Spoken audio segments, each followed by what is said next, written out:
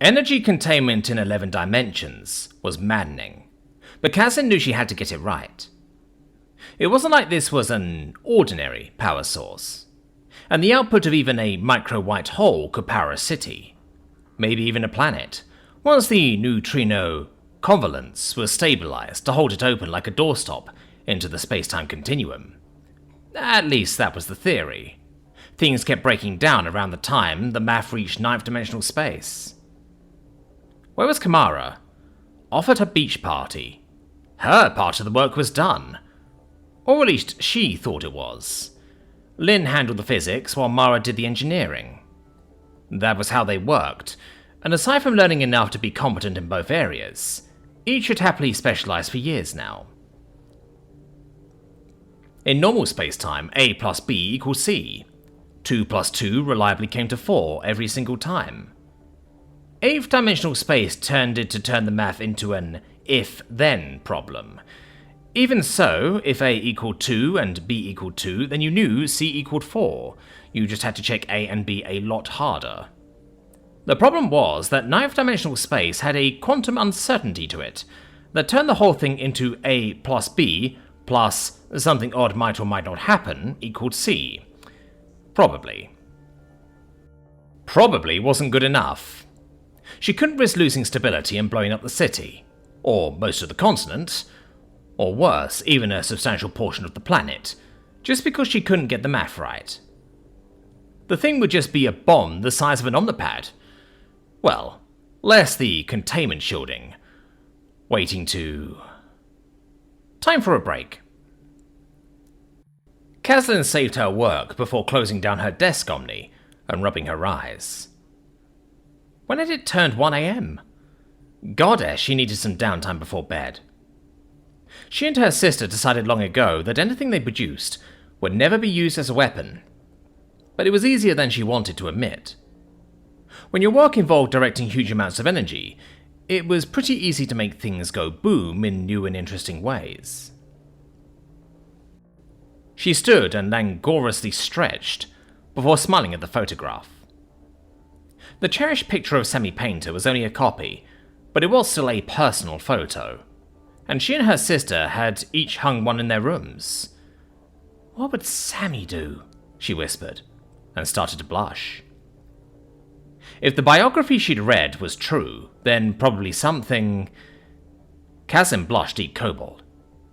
While the Sams had a reputation for being able to work for days on end if a problem interested them, they appeared to, play hard, too. That was probably just gossip, and she reached down beside her bed and cradled her Zephyr.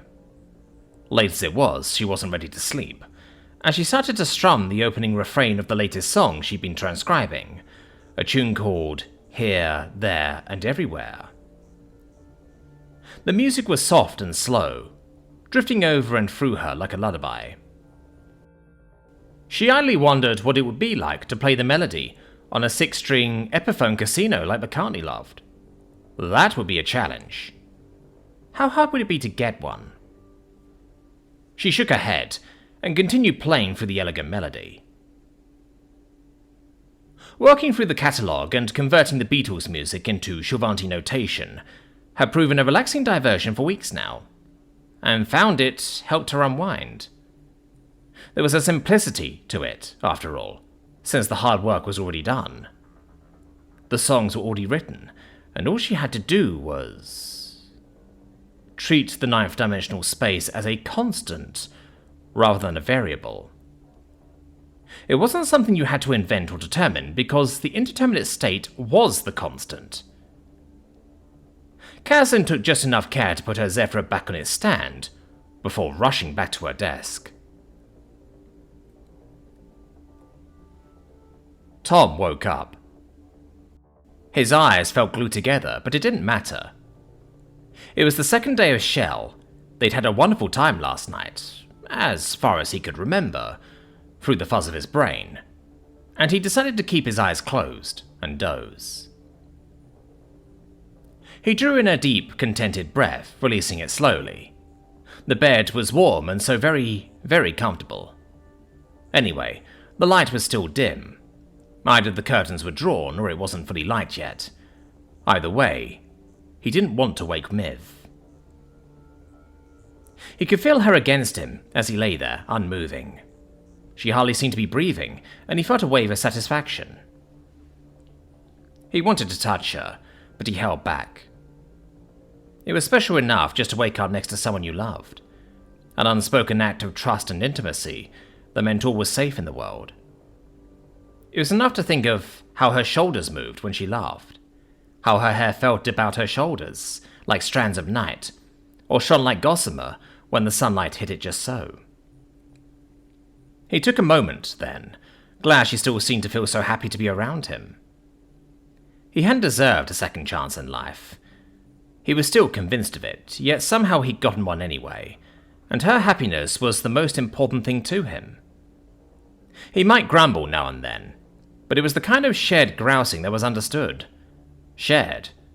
And right now, he felt like he would rather chew his hand off than reach over and disturb her. At least, that was the idea. Morning Wood had other ideas. He could feel himself getting hard as he lay there, and he smiled slightly, enjoying the arousal. It wasn't jarring or demanding, just one more pleasant sensation in the comfort of the moment, though he did move just a bit, slipping in behind her as the big spoon. Ever so slowly he reached over the covers, slipping one hand over her waist and up to her breast. It didn't matter that she was under the heavy blankets. He'd gotten used to the added indoor heat Shorvanti craved in the fall, even if it was just mildly cool outside by human standards. The heavy duvet kept her cozy, and thankfully he preferred it warm, so the padded blanket didn't feel sweltering. He smiled, contented. Even if he couldn't feel her skin beneath his fingertips, she was still there beneath the thick comforter. They could wake up together, and if she sometimes seemed to latch onto him like a hot water bottle, well, that wasn't too bad. Slowly waking up together, that really was the best part of the day, and if he slept in, then he could enjoy it all over again. Tom gave up trying to open his eyes and settled in, feeling the pull of sleep, and he gave up fighting, feeling his breath starting to grow slow and deep as his mind drifted. What was the story? The foxwoman and the monk? "Is he always this cuddly in the morning?" the voice in front of him whispered.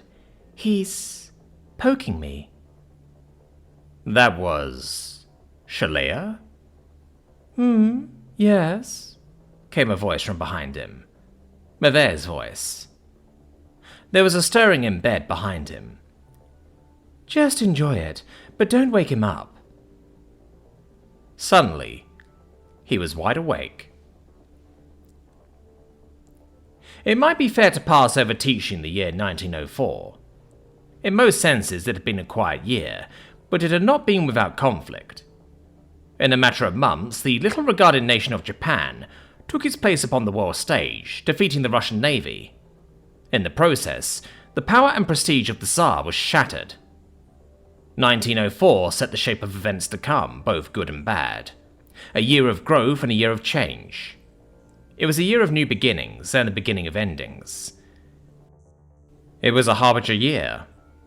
And as Tom worked through the lesson, he hoped he was doing the material justice. It was bloody hard, given yesterday. As weekend surprises went, waking up with Shalea had been a doozy. As memories of cuddling up the night before came flooding back, he'd hidden his surprise, he thought. The morning had certainly been pleasant, and going out to breakfast had let him cover matters. Miv and Leah had both been solicitous of his needs at every turn, but he'd begged off by saying he was tired from the night before. After a few minutes, and with the occasional comment, they let it go at that, happily chatting with one another. Before taking the auto cab, he'd given Shalea a warm hug, and she'd looked like the cat that had eaten the canary. He'd been quiet on the ride home, but Miv was kind enough to accept his protests that everything was fine. Everything was fine, wasn't it?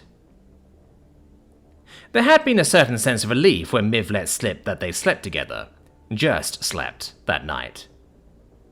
It helped, but he didn't know why. He wanted Miv. Miv was married to Leah. He and Leah had now been on a second date, and gone farther around the bases than duty would have called for, but not so far as that. The women were a package deal, and he'd known it for a while now. He even liked Leah. Rather a lot, actually. There was a sense that life hadn't been kind to Shalea, if you were actively looking for it. She was like a walled garden. A good woman, fun, but gentle and undemanding when she opened herself to you. She was the kind of woman who you'd wake up to one day and find out she'd walked into your heart, and as a partner, she complemented Miver perfectly. He could easily imagine daily life with them both. They worked.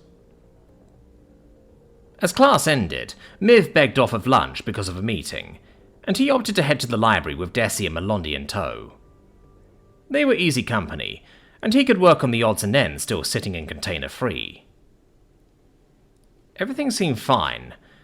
It should have set his mind at ease. So why did he feel tied up in knots?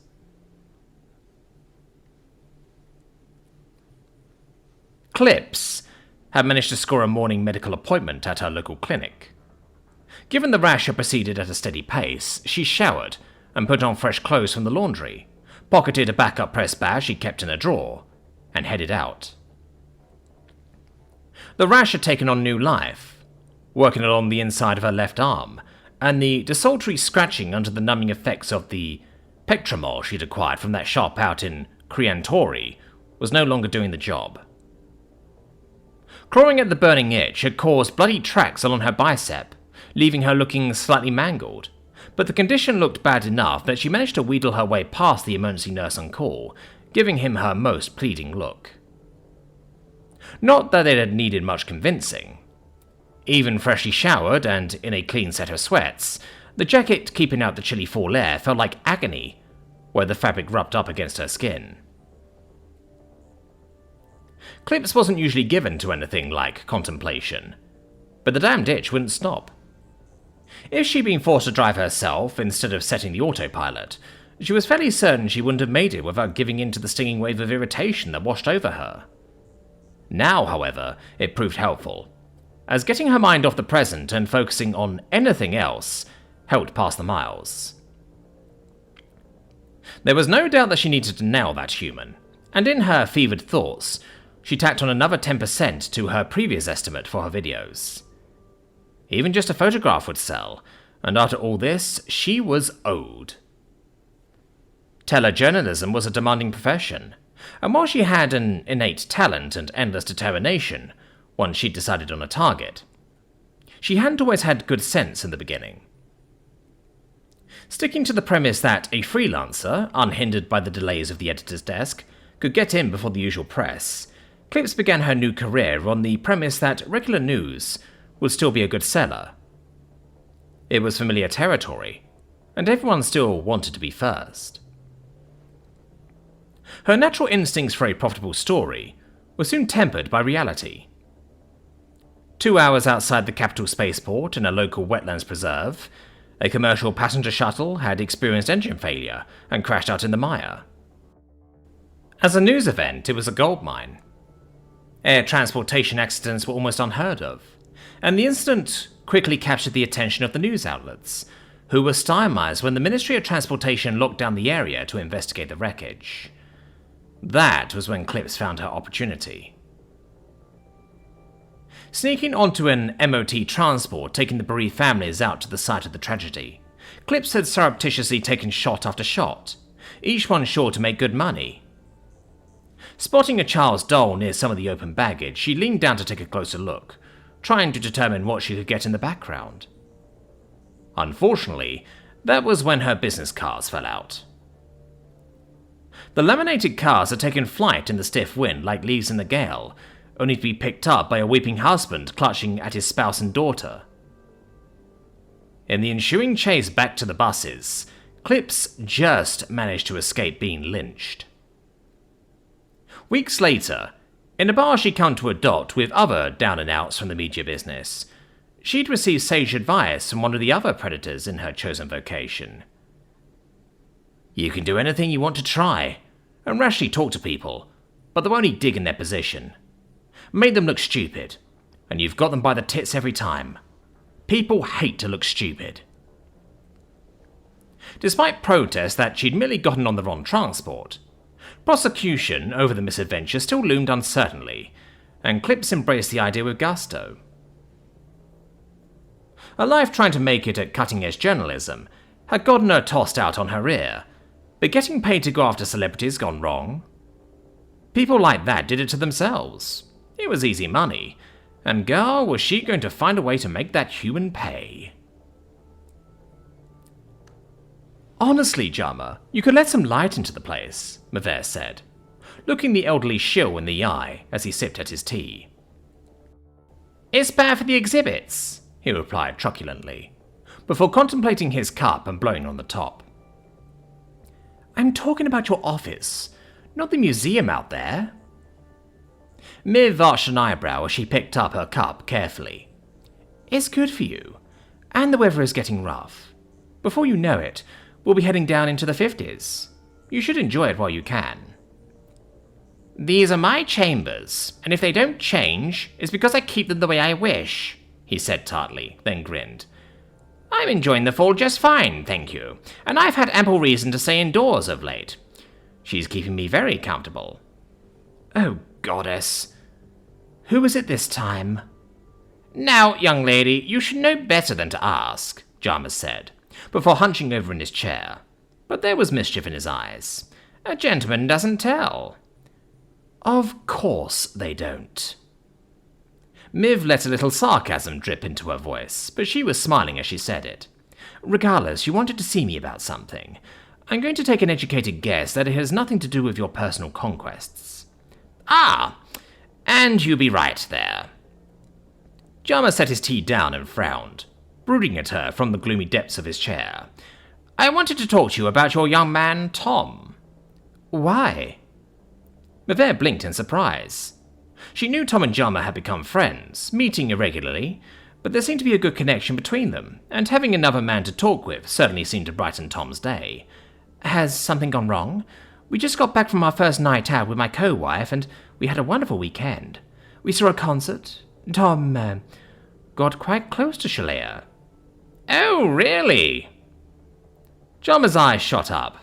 Don't hold out on me, lass. Just how close are we talking? What happened to A Gentleman Doesn't Tell? Miv sidestepped the question, but she had a feeling that the blush she felt coming over her wasn't along for the ride. Anyway, be serious, please.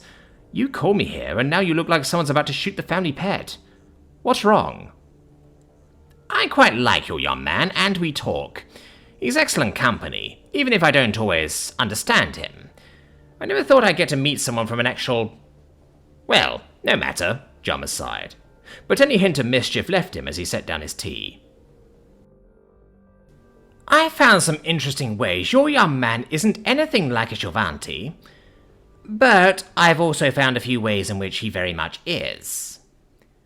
All right, Jama. Miv set down her tea and smoothed her jacket anxiously. You've got my attention, even if I still don't know what you're getting at. What's the date at the end of this week? The end of the week? It'll be the Nons of Sceptre. Miv thought about the date, and the words seemed to choke in her throat. Aye, that's right. And since he's used to different weather and thinking in a totally different calendar, he's probably not realized what day that is. Jama nodded. I've spoken to him, edged around the subject once or twice, but I'm very concerned, and I wondered if he wasn't acting himself. Miv heard Jama talking, but the words didn't register. It was 4 days until the Nons of Sceptre. The day the Imperium arrived on Earth. The day he'd lost everything. Prasanna Tassain fumbled her hand over the lock as she joggled her omnipad, her backpack, and the materials for her biology midterms. Slipping her hand over the plate so it could properly get a reading, she shouldered her way into the room, setting the bundle down on the dresser. Pris? Priscilla turned sharply and smiled, rushing over to the boy in her desk chair. "R'lar, I don't believe it. What are you doing here?" she said, as she grabbed him up in her arms. "Ouch, can't breathe," he croaked, before grinning shyly. Pris relented, setting him down and looking him over. "You're as handsome as ever. But hey, where's Margaret?" R'lar's smile waned and he looked away, turning to face the bed. Pris frowned. "What's the matter?" "Well, it's just... I've kind of left her, Pris." "You what? What about all the emails? You told me everything was wonderful there. Goddess, Raoul, what happened?" R'lar didn't meet her eyes as he settled down in the chair by the bed and shrugged. "There are just some things you don't want to talk about, and I guess I was fooling myself when I was writing you." "It's just hard to believe, Raoul. You think you're having a hard time? It's just gotten so bad lately. Then, just last week, I found myself at the spaceport. Before I knew it, I had the first ticket here from Atherton." "Does she know? I mean, she must be going out of her mind." Pris tried to get over the shock, but this was so much to process. "I don't want her to know. You don't know what it was like, Pris. We kept having the arguments everyone has, and then I noticed everyone doesn't have them every single day, when they aren't being taken for granted." R'lar shook his head. "I had to get away." Pris was about to wrap an arm around R'lar, but he flinched sharply. "What's wrong?" "It's nothing. Just a bruise. I'll be..." "Pris!" Nessa poked her head in the open door, juggling some poster sheets. "Hey, Pris. I have some copies for the student show. Can you look at this bit for the diving..." "Oh, I'm sorry. I didn't know you had company." "It's all right," Pris said with an easy smile. "R'lar Rochelle, meet Nessa Rocher. She's in one of my classes." Nessa blushed furiously. It's nice meeting you. I'm sorry, but your door was still open and..." "It's all right, Nessa. R'lar is my brother." Kamara stepped into her room and dropped onto the bed. The girls weren't meeting for lunch for a while yet, and with time on her hands, she opened up her Omnipad. Thoughts had been running through her mind on how she could approach Jacksme. The cost of an Epiphone casino guitar must be high, but if she could sell her father on the idea that it would further her music studies? No, that was too much of a reach. There was no way a human instrument would be getting played in the orchestra. Even with the student show, they'd adapted almost everything they needed from her work. And the Zephyr had an even greater range. Maybe as an early birthday present? It was nothing but wishful thinking, if she didn't even have an avenue to get one, and that would mean talking to Jacksme. If there was a way to get silk, then maybe it could be done. The girl was already working a back channel for chocolate. But first, Mara needed to know what kind of price she was looking at, and she pulled up a web page on the datanet she'd grown fond of in the last few weeks. Human music. It didn't matter that she had almost unlimited access to the library collection. Even though the group page was small, she had no intention of fending off a lot of requests. She'd given a few pointers here and there, but her work had been helped along by checking the web page now and then. The professor had brought an incredible amount of music for the library collection, and while he loved it as a listener, he wasn't a musician himself. There were gaps, and that had led her to reach out to see who else was out there and talking, as she worked through her transcriptions. Kamara paused as she swiped through the new topics. Only hours ago, someone had posted a new topic, under an ID she didn't recognize. Another fangirl out there, she smiled indulgently, ready to blow off the entry. But as she carried on reading, she paid more attention. Whoever had posted was clearly taken by human music, but while they explained they didn't know human language, the questions were another matter. Whoever was posting knew music very well, and so Mara bit her lip, scrolled back, and started over. The girl had styled herself as FM Forever, and she was gushing over the vocal range of humans.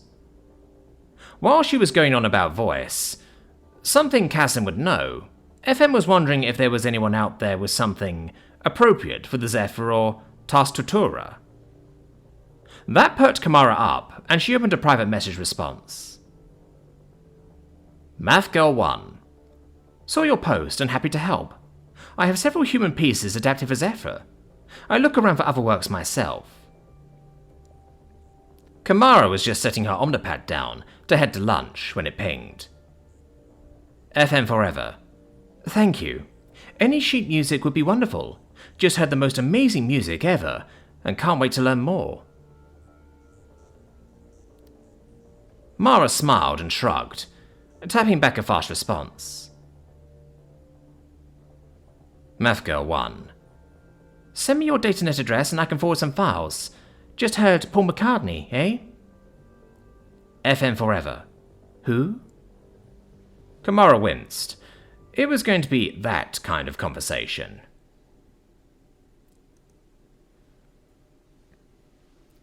The plastic mush between her fingers was oddly interesting, even if she couldn't figure out what it was for. It seemed mildly adhesive, but as she looked over at Professor Warwick, she caught him looking down at the end of the container. It wasn't thoughtful, it was pensive. She'd seen that look on Mother's face every so often. It usually wasn't anything good. Malondi watched a moment longer. Is everything all right, sir? Oh, just wool-gathering, I guess, he said, before handing a plastic hoop to Desi, who took it with a bemused expression. Put that aside somewhere for me. You know, I don't have any idea why I brought a hula hoop. Anyway, put the silly putty away with the other toys, and I think we can call it a day, ladies. This is a toy? Sure. Silly putty, hula hoops, and the Etch-a-Sketch. 1960s entertainment at its finest. No computer chips required, just add imagination. He smiled briefly. Anyway, that was the idea. I think the hula hoop was just a good excuse for guys to look at girls and the other way round. A hoop? Tell you what, let's get something hot to drink. I brought some coffee in a thermo so we can get something from the shop on the commons. My treat. If you're sure you don't mind, sir, Desi asked warily. It took her a moment to realize how little money Deshin had. It was amazing how well she covered her tracks over the first year, and now this. But in the privacy of her shared secret, Desi was warily able to let it show. Positive. We've gotten almost everything sorted, but I'm still not sure what to put together for another exhibit. I have all the makings, but it's going to be difficult if Garnier decides to send something on tour. There's enough here for 2 full exhibits, just not sure about the right context. You could get some more of those cubes, Malondi grinned impishly. Lark worked on hers for days and couldn't figure it out. We all thought she was going to lose her mind. Did she now? I'm not sure what kind of message that would send about humanity. My daughter never really... Well, I gave her one once. Mel watched the smile evaporate from Warwick's face in an instant, but he shook himself. I'm sorry. I hadn't thought about that in years. Not the kind of memory that I thought would get to me. I guess I've just had a lot on my mind. Nothing bad, I hope. Deshin set the hoop down and moved over to join them, looking at Warwick with concern. Malondi glanced between the two of them. Did he know? Well, not as such, no. I just had, well, an unusual surprise this last shell. I went out with Mavere and her co-wife. Oh! Malondi grinned in spite of herself. Everyone knew the professors were together. Why they didn't just admit it openly was really the mystery. It wasn't like they hid it all that well. It was alright. I don't know. I just feel like I've been pulled in so many ways. Life's been blindsiding me lately, but it's nothing bad. Warwick closed up the shipping canister, but caught Desi's expression. Seriously, it isn't. We're fine. Sir, about that. Well, sort of about that? Deshin bit her lip, before falling in on Warwick's right side, and they made their way out of the library storeroom. I wanted to thank you and Professor Palavon for your offer. I wish you could, but I want you to know it means a lot to me. Offer? Blondie asked as Warwick looked up. It wasn't anything important, Warwick said as they made their way to the exit. It's all right, sir. You don't have to cover for me. Blondie knows, Desi said quietly. They offered to adopt me. I'm too old now, but Professor Warwick didn't know at the time. It means a lot to me, sir. Please tell the Professor? Blondie was taken aback, despite herself. She didn't know much about adoption. Nothing, really. Though, given her circumstances, Deshin probably wouldn't have any choice but enlisting in the military. She wouldn't be here, making a life for herself and top of their class. It wasn't right. As they made their way out of the library and onto the commons, Blondie felt like someone ought to say something. Sir, I know this is going to sound... I'm really grateful you came to Shill, Blondie said, testing each word. I think almost everyone is. It felt like a platitude. What did she know about having a father? She'd only been an infant when... well... all she knew were called retainers, but Desi hadn't had anyone. It was a stupid thing to say. I'd have been very proud to call Deshin my daughter, Warwick said, as they set off over the green. It means a lot that you'd have said yes, Desi. Why would he have done it? Blondie picked at it in her head. Warwick didn't seem to know what the date was. He couldn't know. She'd known him too long now. He couldn't hide that. She'd always wondered what it would be like to have a father, or a mother that wasn't busy being the Empress. As she looked at Warwick, she wondered, was this what it was like? Having someone look out for you so selflessly? Someone who didn't have an empire to carry on their shoulders? I didn't know my father, sir. It was a hard admission, but one she'd never made to another living soul. But Desi had given all her secrets. It felt wrong not to say something. That was very kind of you. Well, the child that you raise is your child, he said after a moment. I'm a little old for that, Deshin said with a grin. I mean, all the hard bits are done, aren't they? Yes and no. There's no goalpost to being a parent, Warwick said as they walked.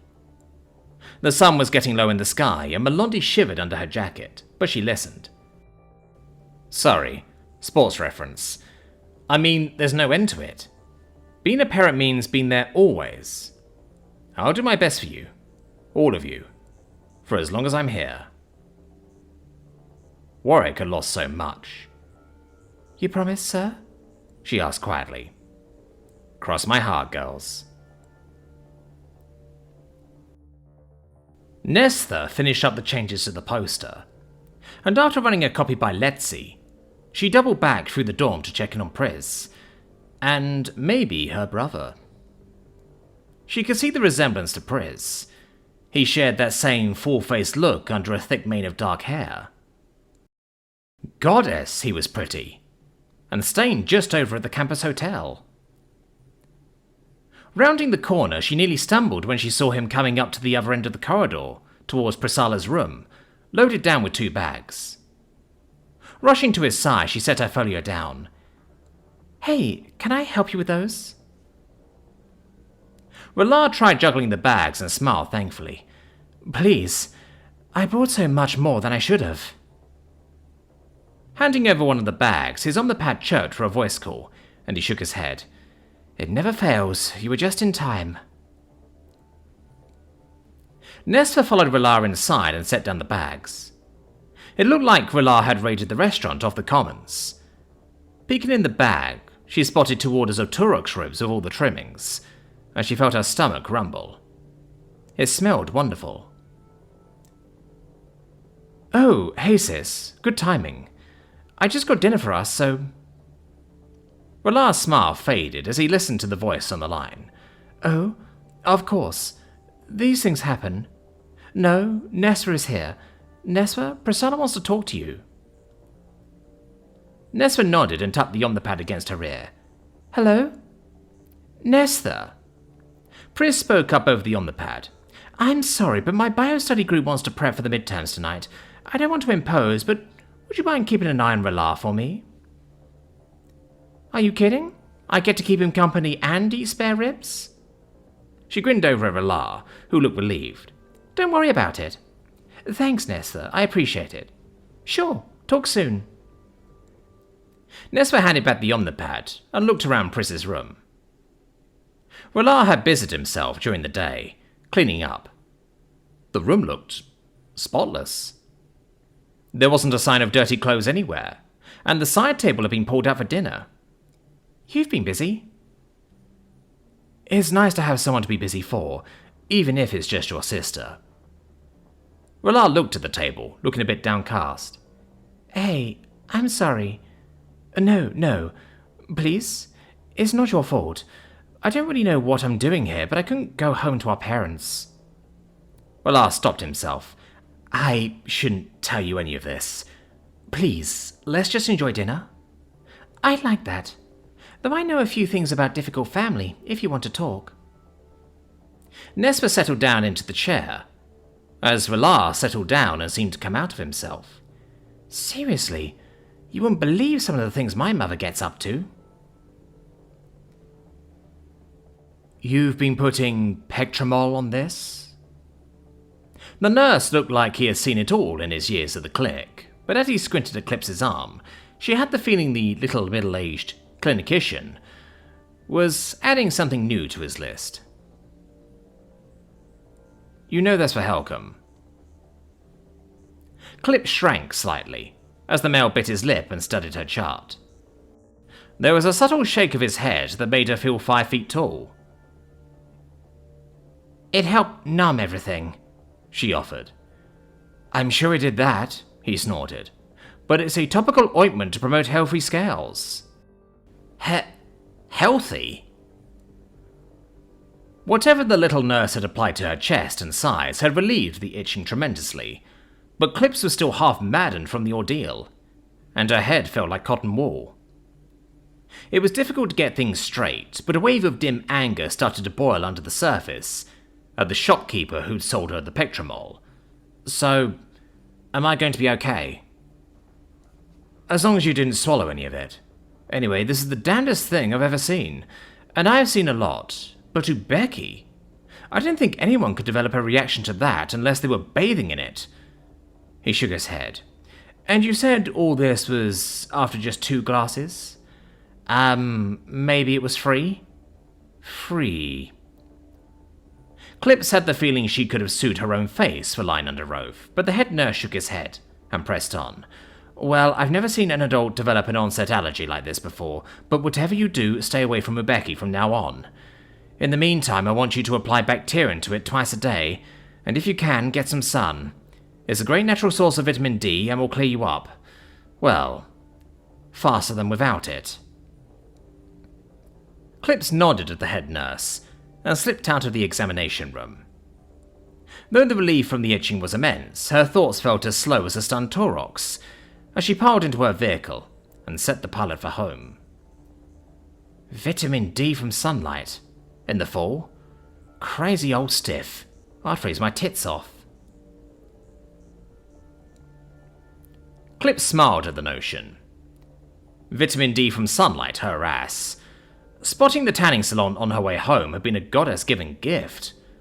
Why spend all the time finding a way to get sunlight?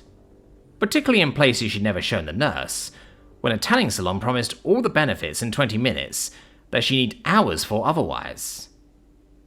That was time off the hunt, and there was no way she was going to miss out on a money shot, laying around soaking up the sun like a houseplant. With one customer ahead of her, Clips pulled out her omnipad and sent a text. Still smarting over her encounter with the doorwoman and the loss of her press badge, Clips was in the mood for payback. The guard at the theatre looked too well off, working at a high-end amphitheatre, and there was no way that bitch at the pharmacy was getting away clean. Healthy scale her ass. Over the years as a freelance telejournalist, Clips had developed a set of equally unhealthy connections. While some were competitors that she liked to keep an eye on, There were more than a few street animals that had proven useful, in return for a favour, by targeting the competition with a revealing photo, or some juicy gossip spread in a favourable direction. If pressed, she would have to admit it wasn't like she was in connection with anyone powerful, but useful was another matter. Clips punched in the code for Dukdra Bradun and sent the message. PC. Need to meet you about some work. Text me when free. There was just enough time for that before the boy at the counter waved her forward. He was a scrawny specimen, barely topping 5 foot, and the kind of vacantly perky expression that Clips found annoying. Glancing at the badge on his chest, Clips read, "Hi, I'm Genbri, ask me about." Clips shook her head and stopped looking at the scrolling list of options on the badge. Anyway, it was lost on her. His IQ was probably smaller than his chest size, and she really wasn't in the mood, as the prospect of budding revenge on the pharmacist was busy flowering in her thoughts. "So, would you like to sign up for our 3-month package?" He leaned forward over the counter and tapped at the desk pad before looking at Clips with a sly grin. "We have a great Welcome to Fall special running right now." "No, I don't want to sign up for a package." Clips could feel the itch like a lingering memory threatening to resurface, and she stopped herself from scratching at her arms by force of will alone. "Thanks." "You really should consider it. If you'll give me your datanet address." "I don't want to give you my datanet address. Why would I give you my datanet address for a fucking tanning session?" Clips growled in exasperation that only deepened, as the question seemed to give Genbri the opening he was looking for. "Well, it's great for keeping you up to date on all our promotions. We have seasonal specials, deals on good moisturizing products. You can even give subscriptions as a gift certificate." "Do I look like I want to sign myself up for a moisturizer?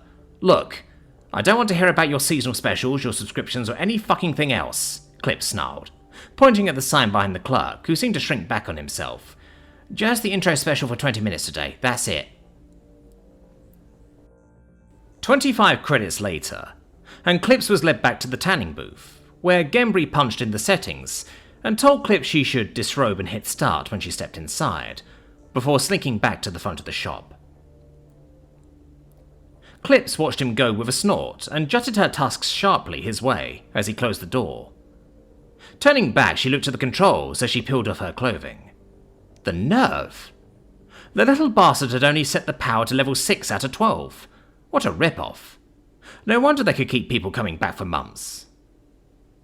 With a grunt of satisfaction, she turned the meter up to a solid 11, before walking into the tanning cubicle. Pressing the start button with a meaty thumb, she rumbled in satisfaction as the deep blue UV began to wash over her. "We had our last fight over that dinner. Margaret said she'd had enough and was going back to sleep at the office. She asked if I could just freeze it for later, and I had to tell her I couldn't. I've been doing that for 2 days, R'Lar said quietly. She hadn't even noticed, and I couldn't take it after that. She started shouting. I yelled back. It's hard to believe anyone yelling at you, Nestor said softly. After she left for work in the morning, the next thing I knew, I was at the spaceport. I didn't know where to go, and I couldn't face going home. I was scared. R'Lar looked at her gratefully. I still don't know what I'm going to do, though I'm not scared like I was. I guess I just needed someone to talk to. Hey, it's not a problem. Nestor shook her head and smiled hesitantly. You listen to all the baggage I'm carrying around with my mother's. That was the easy bit. I really needed someone to listen, and you did. R'Lar reached out and put his hand on hers. Thank you for that, Nestor. Nestor's stomach did a happy flip, and she tried to find something to say.